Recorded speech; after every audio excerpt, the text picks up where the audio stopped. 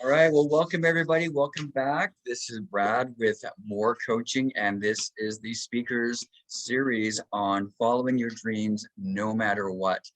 Today, I have a very dear friend, Maria Mastrodicasa, and she is an author, an international speaker, a real badass of a woman, and I'm so grateful to have you here.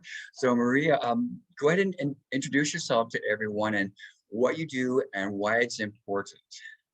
Oh, okay. Well, first, thank you so much for having me here. I'm so excited to be here.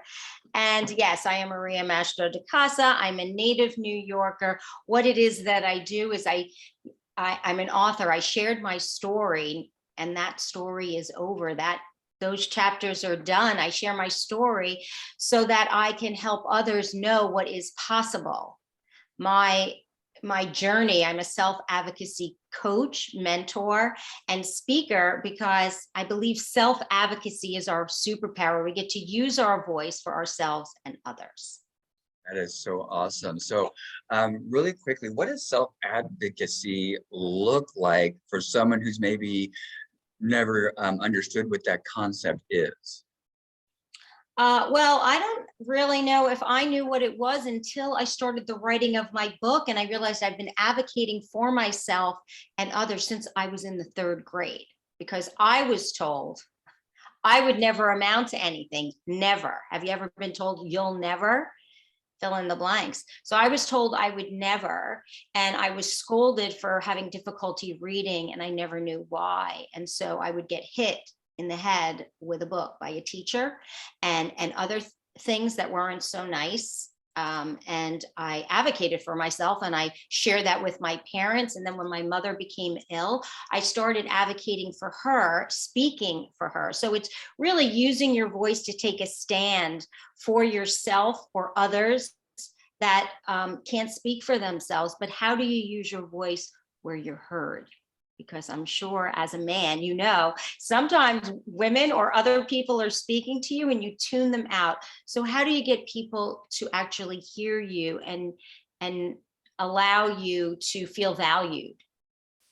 Yeah, I love that because so many times, in my life, I felt overwhelmed by the sheer number of people in the world and why is my voice important, in this situation when there's, almost 8 billion people in the world. So being able to speak up for yourself and be seen and acknowledged is very powerful. It is, and I wasn't around when the Me Too movement came about.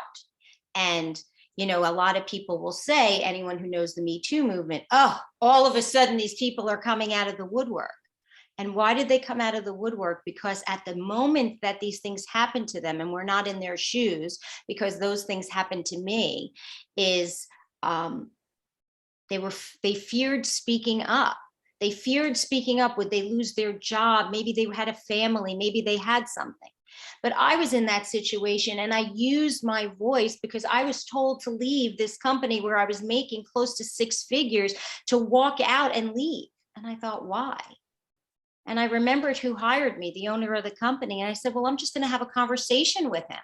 And I told him my side of the story with no fear of the outcome. And I got to keep my job. And then my career just grew and grew and grew. So that stand that I took for myself, and I don't judge those who haven't been able to speak, but that is why I'm here, is to help others learn to use their voice to take a stand for what's important. So I love that. So tell me a little bit about not having fear of the outcome, because so many times, if we've never taken a stand for ourselves, for example, because the series is about following your dreams, and that's also taking a stand for yourself.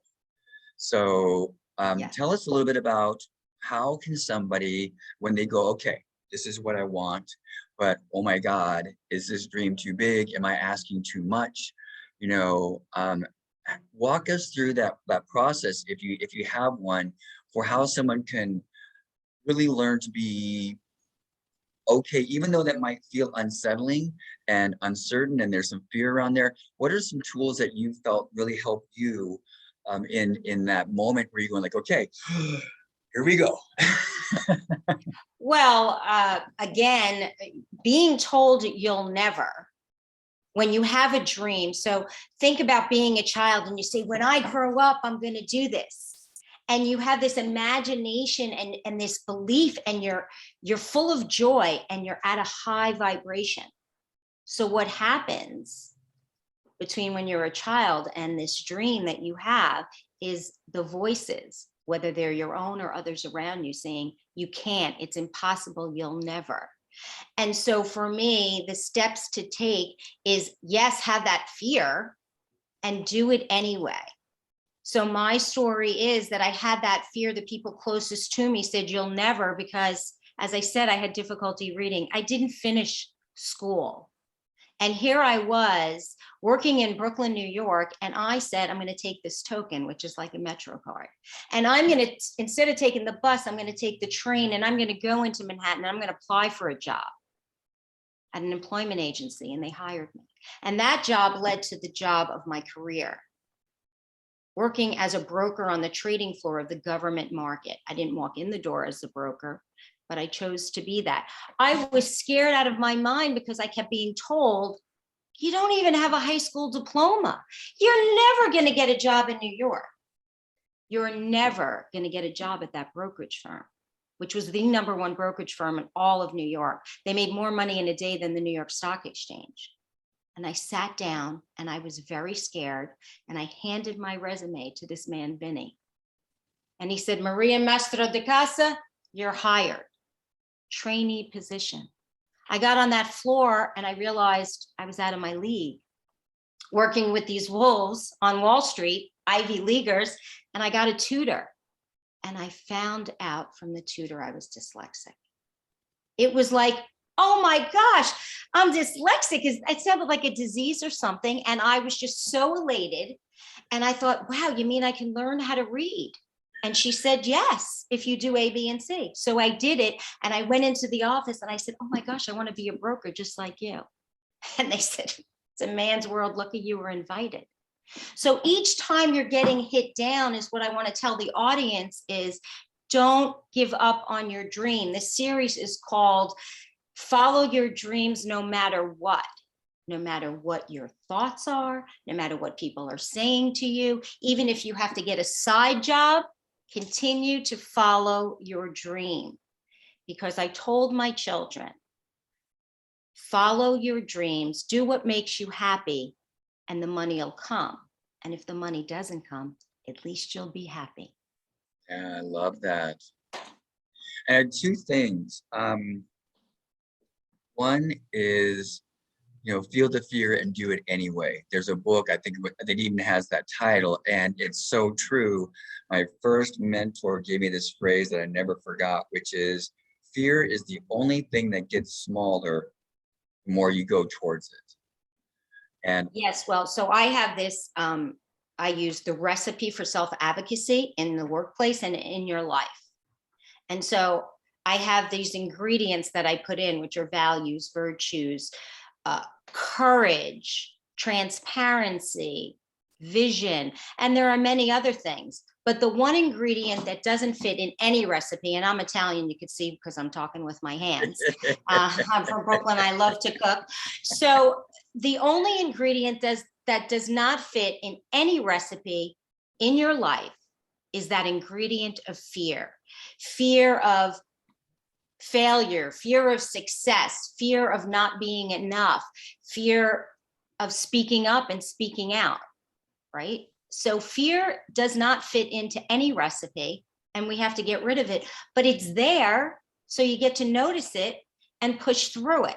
So I look like I'm all together here today, but I have to tell you, I've been on the canvas, I've been in the fetal position, I have been through litigation, I had to go on the stand, I've been through so many different things, domestic violence, scary, scary situations. And I just pushed through it. And it was painful, but I was never going to numb the pain. I didn't want to go out and party. I stayed home. I drank my water. I stayed focused and clear on my vision and my dream. That's amazing, because we've talked before, and you've talked about this before, and such a powerful, powerful story that you have. So really quickly, mention your book again, because I love your story so much, and then at the end we'll make another plug for it. But I just love your story so much. Thank you. Well, the book is called, and I could share it later. I'll, could show it. So the book is called You'll Never, because that's what I was told. You'll never, the journey to what is possible through self-advocacy. And then I did a workbook, the Self-Advocacy Empowerment Journal, and both of them give lessons and steps to take so that you can move forward.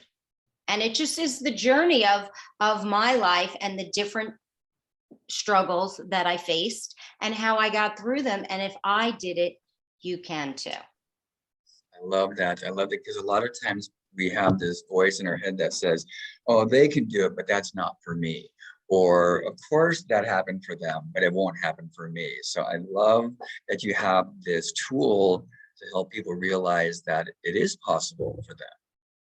Yes, and saying that, I have to be forthright and say the most difficult area in my life for me to speak out in was my personal relationships, my intimate relationships. And I had to learn, and I'm still learning, to be vulnerable, to use my voice, because the fear comes in when you're crazy in love that you will lose that.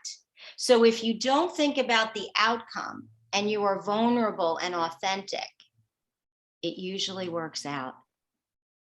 Yeah, yeah, I love that. I love that, the power of being vulnerable. Mm. So that actually kind of leads me into my next question for you. And what are the golden rules that you live by? The golden rules that I live by are my values and my virtues. So truth, honesty, love, and respect. And so I take that wherever I go. So I say I like put them in a backpack and I pull them out when I need them, because as you know, you asked me, and I'm honored to do this, speaking on this beautiful subject, never giving up on your dreams, and no matter what. I wanted to have a conversation with you to see if we were aligned, if we're, on the same page, so to speak, because that is really my rule. My golden rule is who I socialize with, who in my family, although I love them, do I keep them at a distance, because if it's going to affect me. So the golden rule is that people are aligned with my values and my virtues. Hey, I love that. Let me just move over to the next one, which is, what is one thing you wish everybody knew about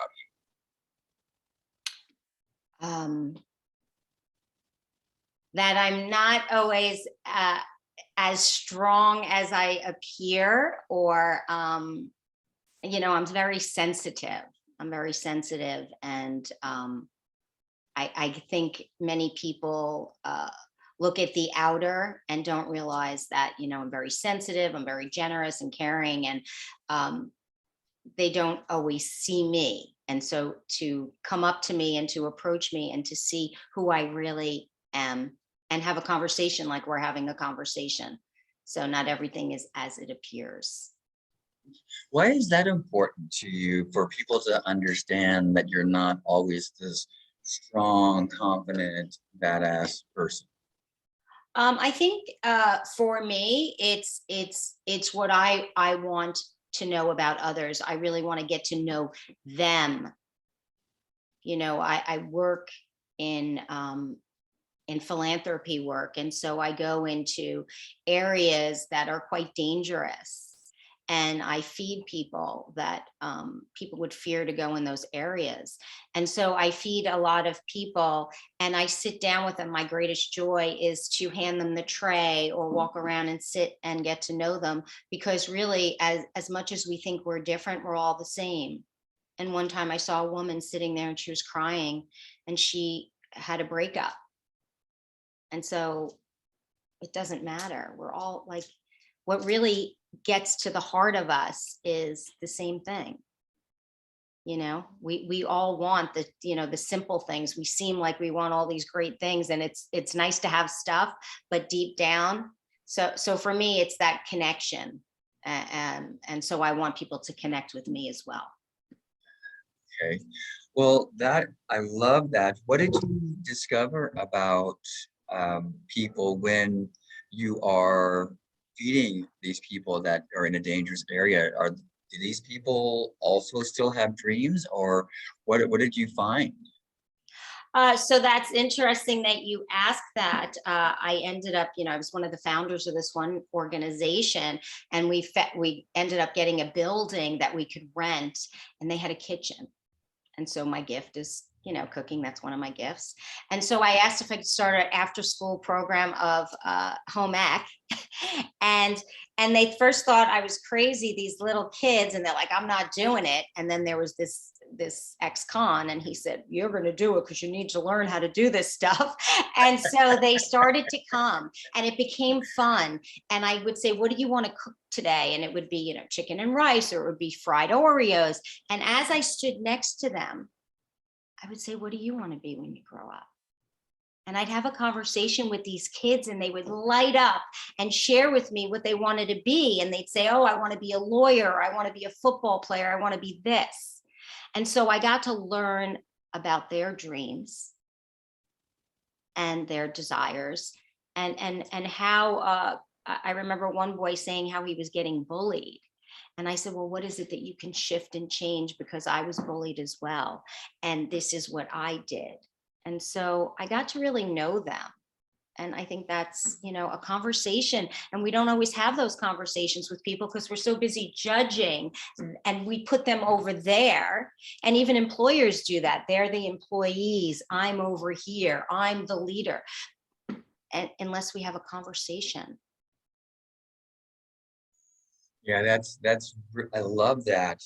Yeah, I think that, you know, we've got all this cultural and social programming that tells people these are the jobs that you should have if you want to be respected and, you know, quote unquote, be happy. But there are literally millions of different jobs out there that I've never even heard of that people absolutely love, that they never even dreamed that they would ever be doing. What is one thing, or maybe if you want to name off of two or three, what are some things that you discovered on your journey that you absolutely love while you were pursuing your dream that you never expected? Well, I definitely the philanthropy work, being hands-on. So when I was a Wall Street broker and I was making six figures at the age of 26, I could write the check. That check is amazing. It helps so many people, but I never got the feeling that I get when you go into the community, when I do a fashion show and it raises money for the local community to put in a park or something like that. So it's that hands-on that really brings me joy. So I learned that I want to be really the ultimate philanthropist and just be able to sit down and go, okay, this is the need, and I get to fill the need, fill the gap.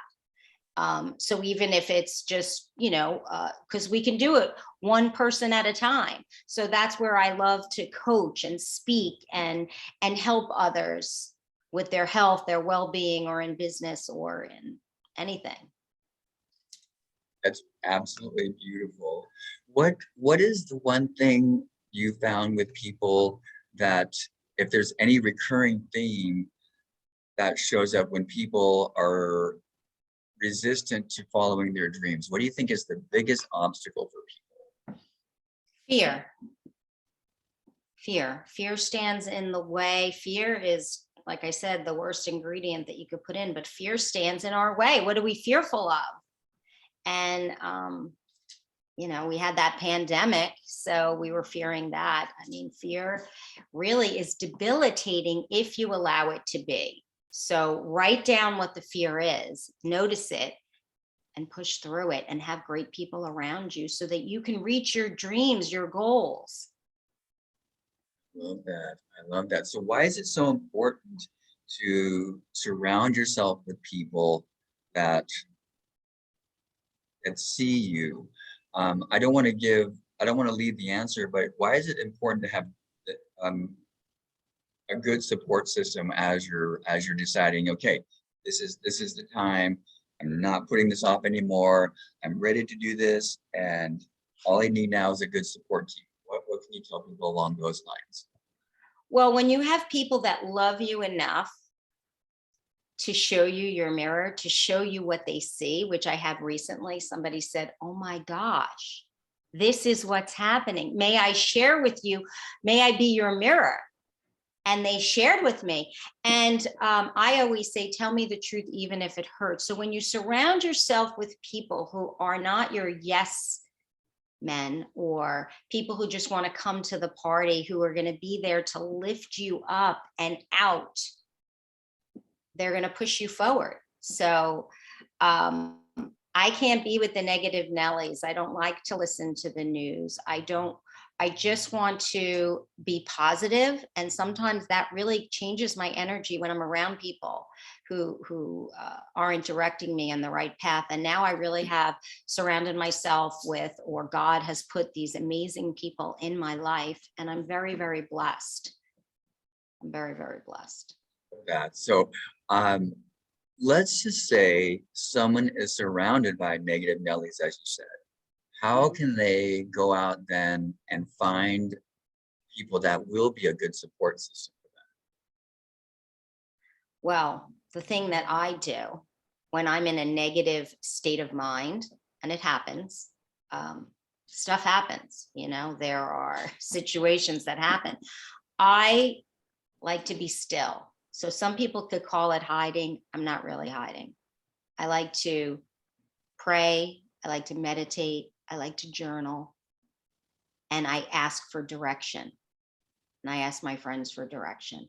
And I kind of stay in my space, because when I go out there, I don't really want to talk about what's going on at the moment. I want to talk about the outcome, because if you're religious or you believe in the universe or God, he always spoke into existence what the end result would be. So always talk about the end result. Write down the end result. Thank you for this amazing relationship. You don't have to be in one. You just and write all the great things that partner has, and make space for that partner, and talk about the end result. But when you talk about the problem and you talk about the situation, it's just going to keep happening.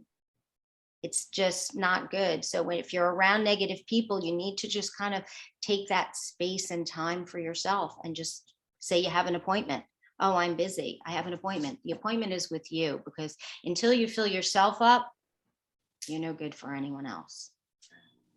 Agreed, 100% agreed. So if I'm hearing you correctly, if someone doesn't have a good support system now, instead of going to their current people that are in their lives, you're saying, you know what, just take a break and just find some time for yourself, and be that support system for yourself until you can find someone that is going to be a good support system. Well, what happens is when you change your energy, and you could put on positive affirmations on YouTube, there's so many great things. You're going to find out, once you feel better and you walk out into the street, whether it's going to the store, going to the gym, you're going to be a magnet for people who are at a higher energy level, more positive, and they're just going to come in. I mean, I'm only telling you from my experience. That is what happened to me, going to the gym, going to church. I met people that were lifting me up. Yeah. Okay, I love that. Thank you for that. So, my dear, we're at the last question, and then after that, I'm going to give you an opportunity to promote anything, including your book. I really want people to hear about your book again, and then also if you've got your foundation that you want to promote, and if you're looking for people to help contribute to that, or whatever might be going on for you, please be sure and say it in the video, and then we're going to put that on the announcement as well. Okay, so the last question is why, after we've been talking about the journey of pursuing your dream, Why is it important to have dreams and goals at all? I can't imagine moving forward in my life not having a dream, a vision, or a desire. So, why is it important? How are you going to reach it if you can't see it? Visualization is one of the key ingredients to success. Neuroscience proves that what you can see, or vision is, it's all energy. It's energy, and if you can see it, you can achieve it. So you have to first see it, and that's what a dream is. You wake up, you see something. So it's so important to have what are you going towards if you don't have a dream? So whether it's to be a sanitation man, an artist, a philanthropist, a millionaire, a billionaire, I mean, you're never going to get there if you don't take that first step of the vision. So I think, why not? And think big. Think big, because I tell this story about these two men who went on a trip to play golf with this king at this palace, and they both left, and I'll be really quick, and they left, and the king said, "Oh, I can't you stay another day?" And they're like, "No, I can't." And I'm not giving you the full story. And "No, I can't stay." And he said, "Oh, don't worry, I'm going to send you a golf club. Look at your hat when you get home, just look out for it. I'm so glad that you came, and, come visit me again." And it was just a friend who went with a friend who was, wonderful. And the guy went home. He was so excited. He told his wife, "This was the best trip. You had to see this beautiful castle and all of this stuff." And every day he called his wife, "Did anything come in the mail? Did anything come in the mail?" Because he's waiting for, like a golf club. And she called him one day and said, "Well, yeah, there's this letter here." Letter. He got all angry. "What do you mean a letter? A letter from this, palace, this king." She opens the letter and it says, "This is a deed to a golf club." Oh my God. So not a golf club. Right. So that's your vision. Wow. He was thinking he's getting a golf club, like a 9-iron, a 5-iron. Right. He plays golf at. He got a golf course, a golf club. So think big, dream big. Wow. Dream big. Amazing. And so, speaking of seeing it really quickly, what are your thoughts on people having vision boards? I love a vision board. First of all, I love art. So I love cutting things out and doing glitter and having a vision board. One of my coaches, who's amazing, I love him, Dallas Michael Sayer, he had me do a vision movie. Oh. So that I could watch it every day, which was very difficult for me because I'm not really good at tech. And so I do have vision boards. I have them inside. I look at them. I know that it's worked for other people. So therefore, if it's worked for others, it can work for me. But I find them fun. I find it fun. So I do believe in vision boards. And actually, many things that I have put on my vision board have come true. And that's why now I'll just share with you. So I drew a picture of my book and I put it on my vision board. And I've also done some other things that I wanted to accomplish, and I put them on my vision board, and they came to pass.